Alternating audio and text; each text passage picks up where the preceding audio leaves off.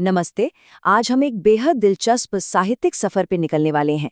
हम बात करेंगे कि कैसे महान साहित्यकार रविंद्रनाथ टैगोर ने एक बहुत ही साधारण सी पुरानी बौद्ध लोक कथा को उठाया और उसे मानव गरिमा और मनोवैज्ञानिक संघर्ष की एक शानदार गहरी कहानी में बदल दिया।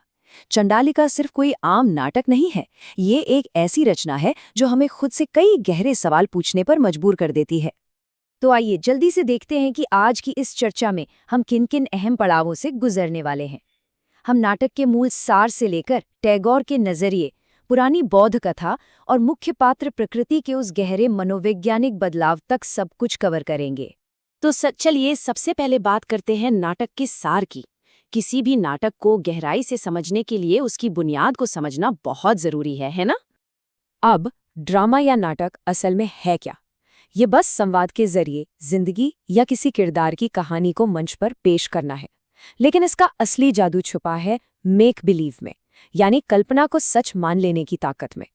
यही वो चीज है जो एक एक्टर को मंच पर किसी किरदार को पूरी तरह से जीने की आजादी देती है और हमें उस कहानी का एक अटूट हिस्सा बना देती है। वैसे तो नाटक कई तरह के होते हैं, चाहे वो हंसाने वाली कॉमेडी हो, रुलाने वाली ट्रेजेडी हो या फिर आधुनिक दौर के प्रॉब्लम प्ले हो जो रोजमर्रा की सामाजिक समस्याओं को उठाते हैं। हमारी आज की कहानी चंडालिका भी एक ऐसा ही सशक्त नाटक है जो इंसानी समस्याओं और सामाजिक बुराइयों की बहुत गहरी जड़ों को छूता है। और थिएटर की एक बात जो मुझे सबसे ज्यादा अमेजिंग लगती है वो है गायब चौथी दीवार का कॉन्सेप्ट। जरा सोचिए, हम मान लेते हैं कि कमरे की 3 दीवारें हैं, लेकिन चौथी दीवार गायब है। यही वो अदृश्य दीवार है जो हमें यानी दर्शकों को किरदारों की जिंदगी के सबसे गुप्त पलों को बिना किसी रुकावट के देखने का मौका देती है। इसी वजह से हम उनकी आत्मा के सबसे गहरे संघर्षों को महसूस कर पाते हैं। अब जब हमने नाटक की इस जादुई दुनिया का बेस तैयार कर लिया है, तो आइए मिलते हैं उस दूरदर्शी रचनाकार से जिसने इस कहानी को एक नया रूप दिया, रविंद्रनाथ टैगोर। हम सब जानते हैं कि रविंद्रनाथ टैगोर एक बेहतरीन कवि और उपन्यासकार थे, लेकिन वो एक कमाल के नाटककार भी थे। उनके नाटकों की सबसे खास बात क्या थी? उनका ध्यान सिर्फ बाहर क्या हो रहा है इस पर नहीं होता था। वो तो किसी भी किरदार की आत्मा के पन्नों को खोलने और उसे आत्मज्ञान की ओर ले जाने में सबसे ज्यादा दिलचस्पी रखते थे। इंसान के मन के अंदर चलने वाले तूफानों को शब्दों में ढालने में उनका कोई सानी नहीं था। दरअसल टैगोर बचपन से ही एक ऐसे परिवार में पले बढ़े जहां नाटक और थिएटर का बहुत क्रेज था, तो ये शौक उनमें बहुत पहले ही आ गया था। उनका यही जुनून आगे चलकर 1913 में साहित्य के प्रतिष्ठित नोबेल पुरस्कार के रूप में पूरी दुनिया के सामने चमका। उनके पूरे काम को अगर देखें तो उसका कोर हमेशा एक ही रहा, इंसानी चरित्र की परतों को खोलना। आइए अब सीधे उस सोर्स मटेरियल पर चलते हैं, उस पुरानी बौद्ध लोक कथा पर जहां से टैगोर ने अपनी इस मास्टरपीस की शुरुआत की थी। सच कहूं तो यह ओरिजिनल लोक कथा काफी सीधी साधी और थोड़ी कच्ची सी थी। कहानी कुछ यूं है कि बुद्ध के एक बहुत मशहूर शिष्य थे आनंद। वो रास्ते में एक अछूत लड़की से पानी मांगते हैं। लड़की उस सुंदर भिक्षु को देखती है और वासना में पड़कर उसे फंसाने के लिए अपनी माँ के जादू टोने का इस्तेमाल करती है। लेकिन अंत में जब आनंद पूरी तरह से फंस जाता है तो बुद्ध उसे बचाने के लिए आते हैं और उस जादू को तोड़ देते हैं। बस कहानी यही खत्म हो जाती है। लेकिन यहाँ से बात बहुत दिलचस्प हो जाती है, क्योंकि यहीं से शुरू होता है वो मनोवैज्ञानिक बदलाव जो टैगोर ने इस कहानी में डाला। आप देखिए कि कैसे टैगोर ने इस बेसिक सी कहानी को एक बिल्कुल नए लेवल पर पहुंचा दिया। जो कहानी पहले सिर्फ एक भक्त को जादू टोने और वासना से बचाने के बारे में थी, टैगोर के हाथों में आते ही वो एक ऐसा गहरा साइकोलॉजिकल ड्रामा बन गई जो इंसानी अधिकारों और गरिमा पर सवाल उठाती है। पूरी कहानी का नजरिया ही बदल गया। जो धर्म अपमान करता है वो झूठा धर्म है। ये लाइन अपने आप में बहुत ताकतवर है।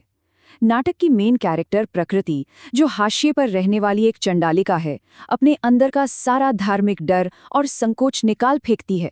क्यों? क्योंकि समाज ने जन्म के आधार पर बनाए गए नकली नियमों से उसे सिर्फ अपमान ही तो दिया था। उसे वो सम्मान कभी मिला ही नहीं जिसकी वो एक इंसान होने के नाते हकदार थी। और यही बात हमें इस चर्चा के सबसे गहरे और मनोवैज्ञानिक हिस्से तक ले जाती है, आत्मचेतना की त्रासदी। देखिए, अपनी गरिमा और अपनी वैल्यू को समझने के लिए आत्मचेतना यानी सेल्फ अवेयरनेस बहुत जरूरी है। इसके बिना इंसान अपना विकास कर ही नहीं सकता। लेकिन ये एक दो धारी तलवार है। की तरह है। जब सदियों से दबारा गया इंसान अचानक अपने हक के लिए जागता है तो ये किसी अच्छी शराब की तरह नशा भी दे सकता है। ये नशा अक्सर घमंड और अहंकार में बदल जाता है, जहां इंसान सिर्फ अपने बारे में सोचता है और दूसरों पर अपना कब्जा जमाने की कोशिश करने लगता है। और यहीं से हमें प्यार का सबसे बड़ा सबक मिलता है कि प्यार कभी किसी पर कब्जा नहीं जमाता, बल्कि आज़ादी देता है। जब प्रकृति अपने गहरे जुनून में जादू के जरिए आनंद को अपनी तरफ खींचती है, तो वो खुद ये देखकर कांप उठती है कि उसका अपना ये अहंकार उसी इंसानियत को तबाह कर रहा है जिससे उसे पहली बार प्यार हुआ था। इस पूरे आध्यात्मिक और मानसिक द्वंद्व को और करीब से समझने के लिए आइए प्रकृति और उसकी माँ के बीच हुई बातचीत पर नजर डालते हैं। यहाँ प्रकृति के डायलॉग देखिए। वो आनंद के सिर्फ पानी मांगने के उस छोटे से पल को अपना नया जन्म मानती है। वो कहती है कि उसने बस एक बार अपने हाथों से प्याला बनाया और वो पानी एक ऐसा अथाह समुंदर बन गया जिसने उसके जन्म के सारे कलंक धो डाले। ये वो पल था जिसने उसे एहसास दिलाया कि वो भी किसी की सेवा कर सकती है, वो भी पूरी तरह से एक इंसान है। लेकिन दूसरी तरफ उसकी माँ है, जो उस पुराने और डरे हुए समाज की सोच दिखाती है।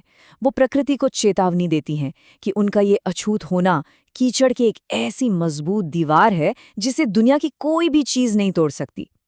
माँ के लिए उन सदियों पुरानी सीमाओं को पार करने का ख्याल भी एक बहुत भयानक और खतरनाक अपराध है। अंत में प्रकृति को अपनी गलती का एहसास होता है और उसका अहंकार टूट जाता है। आनंद को उस जादू से आज़ाद करने के लिए उसकी माँ अपनी जान दे देती है। हाँ, प्रकृति अंदर से शुद्ध तो हो जाती है, लेकिन इसके लिए उसने एक बहुत ही भारी और दर्दनाक कीमत चुकाई है।